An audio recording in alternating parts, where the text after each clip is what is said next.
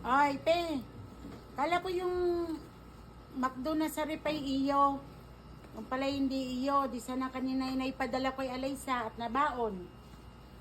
Ate Layla, hindi akin yun. At saka, ba't ganyan yung ilong mo? Pwede ka Bakit? bawas-bawasan yung ilong mo. Magparitohin ka kaya ng ilong. Alam mo ang ilong mo? Mahal lang. Pag dumapo sa iyo ang langaw, hindi kasya.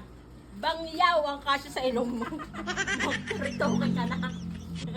Mahal naman yon. Ayoko nga. Eh siya, hindi pala bangyaw. Pira-pirahan nyo. Bubuyog. Bubuyog ang kasya sa ilong mo. Grabe ka naman, sis. Bubuyog.